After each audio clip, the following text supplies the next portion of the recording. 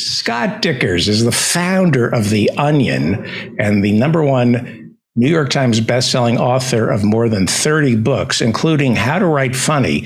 He is the recipient of the Thurber Prize for American Humor, a Peabody, and too many Webby Awards to count. He can be seen on his weekly comedy show, Scott Dikkers Around. Welcome to the show, Scott Dikkers. I finally get to meet you. Thank you, David. It's very nice to meet you as well.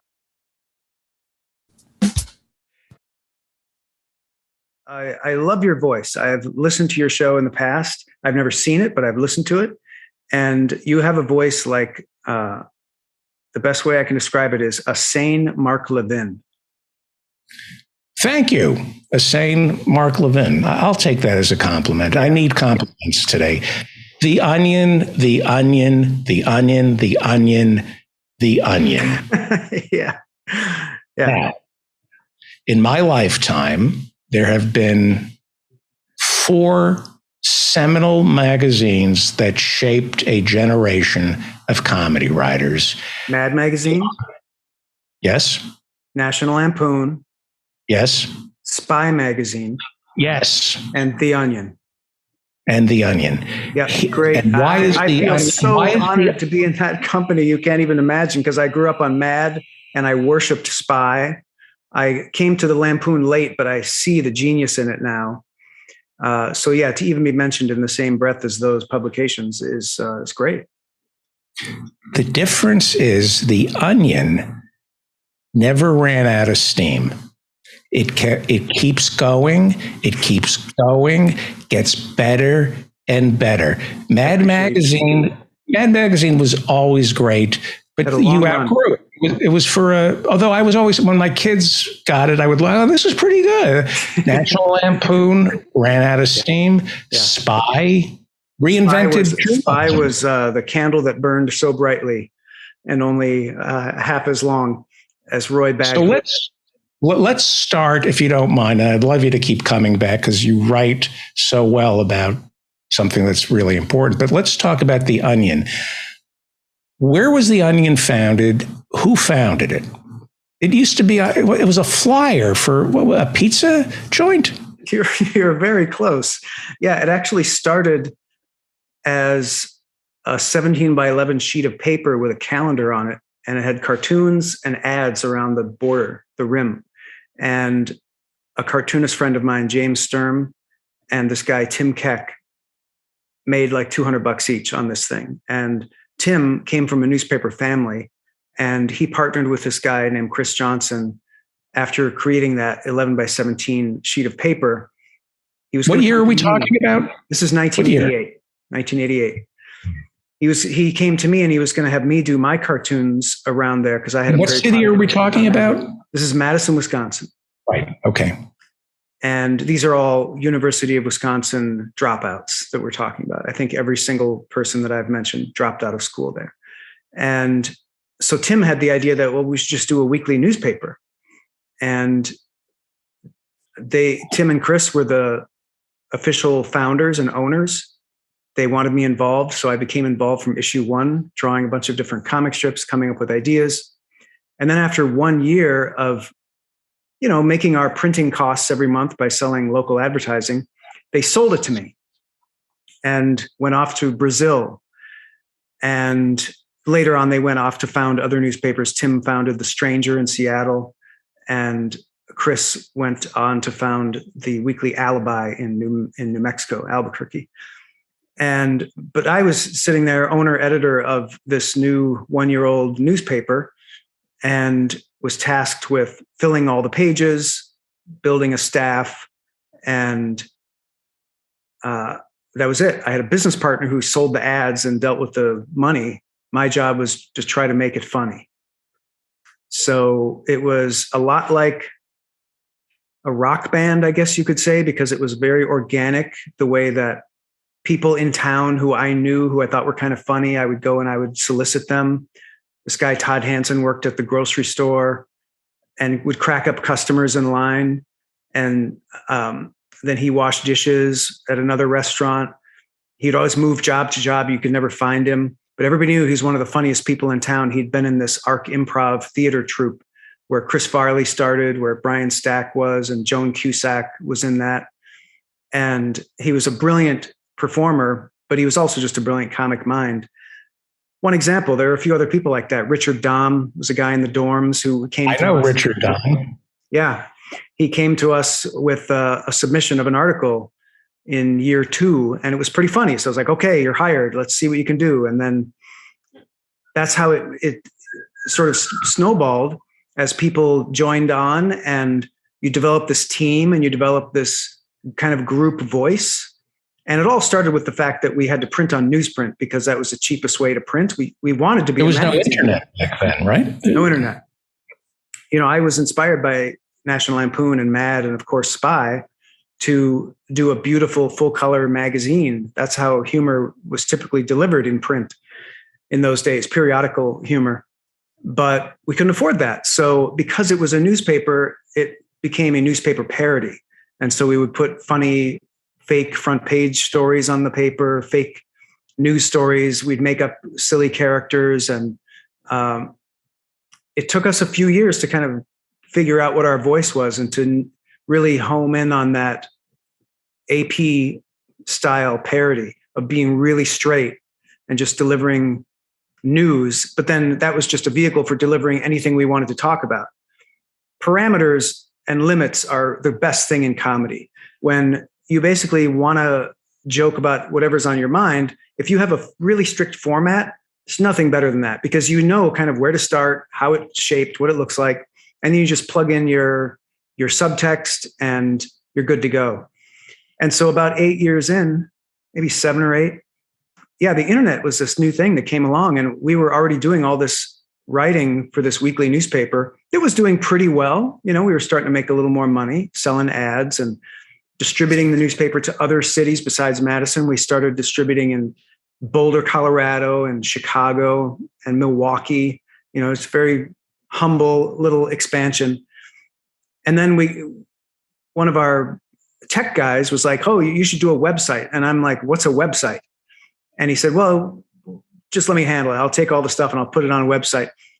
However, we did have to come up with $400 to get the domain, theonion.com, not because somebody else owned it, but because that's how much it cost to get a domain in 1995, $400.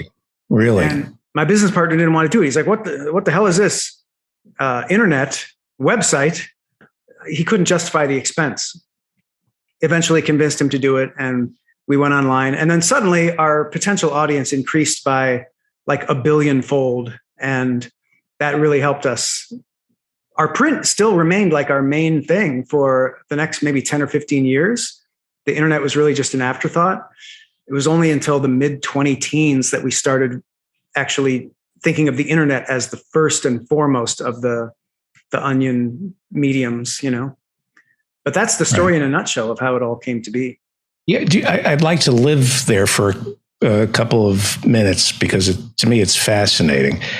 Is it fair to say that the same way the National Lampoon is a product of Harvard, that the Onion is a product of the University of Wisconsin-Madison?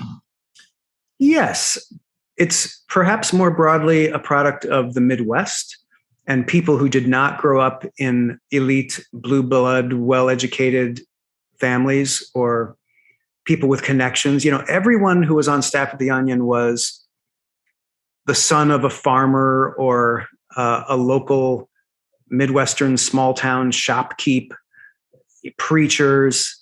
You know, they had no connections. They never dreamed that they would ever be in any kind of entertainment business.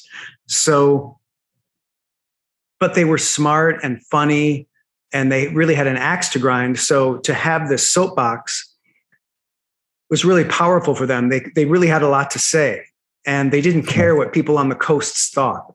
Whereas Spy Magazine, for example, was all about the New York high society culture. So it was very much kind of a comedic response to that, even though we revered Spy Magazine and could only dream of being that good. Right. It was definitely a different.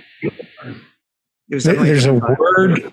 There's a word that I apologize for using, but to me, it sums up the comedic style of The Onion. And I really apologize for using this word, verisimilitude. Oh, never apologize for that word. I love that word. That is The Onion. Yeah, and we learned verisimilitude. What does verisimilitude mean? And is that that's how I define The Onion? That's a big part of the humor. So there are jokes in The Onion, and there are different things being said in every article. But The Onion is a different kind of humor publication than, say, Mad Magazine or The Lampoon or even Spy, in that those weren't a parody format. They were just a magazine that had humor. And you opened it up and you expected to see a funny article. The Onion had this whole conceit of being a newspaper. And the parody construct was the foundation of everything we did. So parody is funny. People love parody. And also beyond parody, The Onion itself was a character. It was the character of the stuffy, know-it-all newsman or news empire that was telling you the truth because it knew the truth and it belittled you for being a lowly commoner. So you have this character archetype, and you have this parody. So you already have two funny things happening before a single word of an article is written. So but it looked like you could pick it up. Exactly. Go ahead. So that gave it two legs up on any other humor publication because it already had you laughing before you even started reading an article. And verisimilitude is what makes parody work. The closer you can look like the thing you're parodying, the funnier it's going to be. And I learned that from National Lampoon. They really raised the bar on that.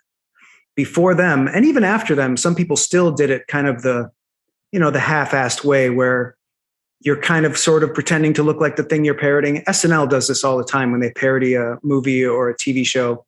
They get close enough, and that's funny for the audience. They'll see a cast member who looks like, Rachel Dratch will play Harry Potter, and everybody will laugh because that's a funny pairing or whatever. But if you can make it look so authentic that for a second people will wonder, is this really the thing? Just makes it so much funnier. So the style of writing, is it the AP style of writing, the inverted pyramid, where you tell your writers to write the comedy as though it's a news story? Who, what, where, when, why, and how. Exactly. Put the most important stuff up front, the least important stuff all the way at the bottom. Yeah. And that's what makes it even funnier. That's the format that you're parodying. But an Onion comedy article is different than the traditional comedy article prior to the Onion. In the traditional comedy article, you would start by setting people up, and you would set up the joke. And at the end of the article, you would give a punchline of the joke. And then you would come up with some headline to put on that to make people want to read it. Totally the opposite with the Onion. You come up with the headline first, and you want to make it really funny. You want to make it a joke. And then it's an inverse pyramid. So it's the funny headline, and then it just gets funnier and funnier the more you expand on that world that the headline introduces, or whatever illogic is expressed in that headline. This is incredible. This is so incredible. You're saying that the writers pitch headlines to the Onion. You go with the headline, then assign a story to fit the headline. It's not journalism, it's comedy. So, yeah.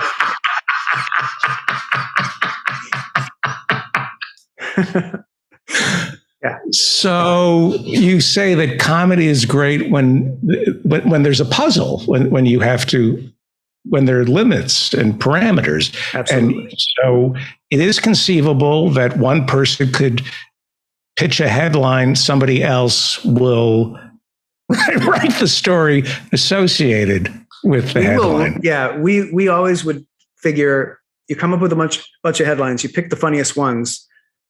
We're going to write the biggest, longest story about the funniest headline, because that's the one that needs to go on the front page. If it's super funny and super accessible and it's going to have the widest possible audience, you want it to be in the biggest type, and you want it to be the longest story, so it has the most engagement and the most like drill down and buy-in from readers. There are plenty of obscure articles that you could put on page 18, that are this big or whatever. Those are fun too, but it was all about the hierarchy of information. Corporate America could never recreate The Onion. No. Or something like it. You have to be away from New York and Los Angeles and Chicago. You have to be able to stumble into a style. When did you stumble into a style? There were glimpses of it really early. In, I think, year one, there was a story. It was played very silly. It wasn't played very straight. It was a picture of a big mound of snow with a guy's legs sticking out of it. And the headline was "Dead Guy Found." And so that was a very early attempt to try to do like straight news, like a really straight news story. And there were a few other glimpses of it like that. But it wasn't until we got a couple of key writers. Andy Salzberg was one and Robert Siegel was another, both a couple of New Yorkers. And they really nailed the straight voice, like going super straight with a really funny idea in a way that was really up a level from what we had done before. And Robert was really the master of that style. And he was my right-hand man for many years. And he was the editor after I left for, I think, the second or third time I left. He became the editor for 2 or 3 years. Some of the best years of writing in The Onion. It was like the 2000 to 2002 or 3, something like that.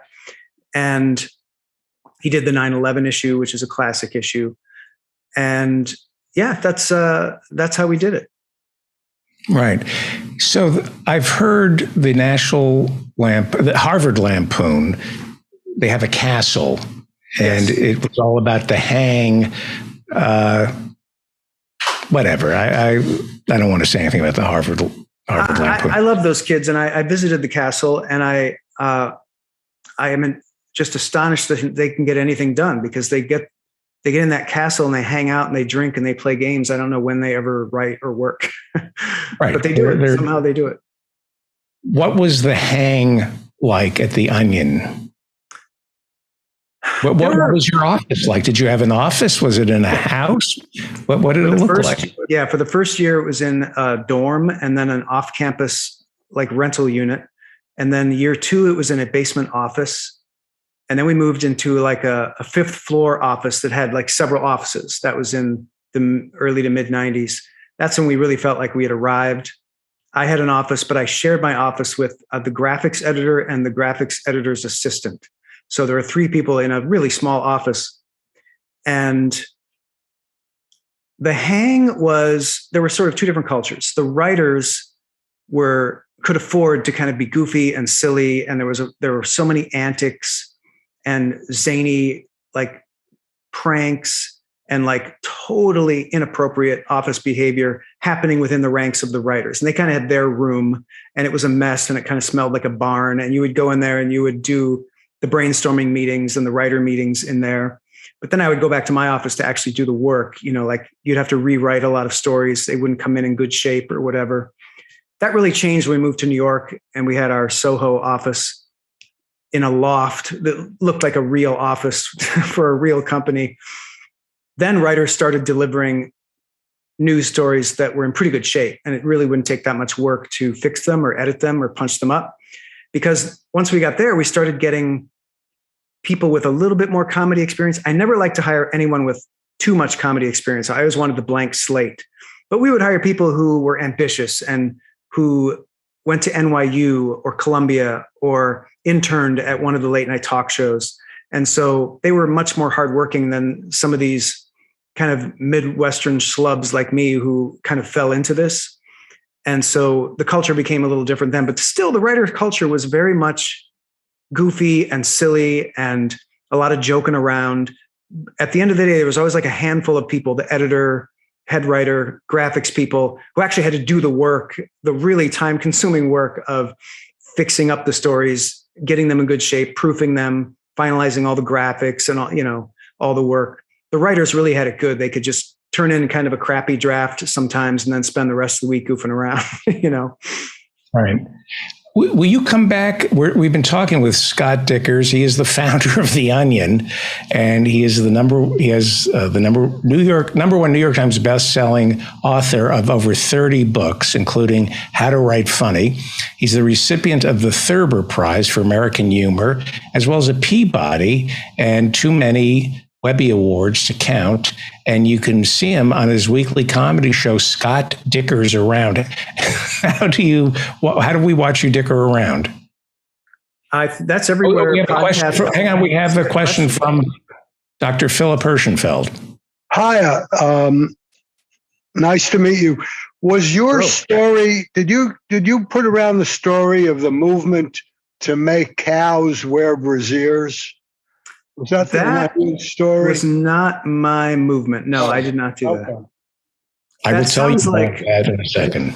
It was Alan Abel and Buck Henry. I'll tell you about that in a second. Okay, so that predates me. Yeah. Right.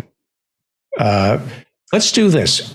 Today is one of those days that is shaping up to be okay. We got off to a tough start due to technical problems.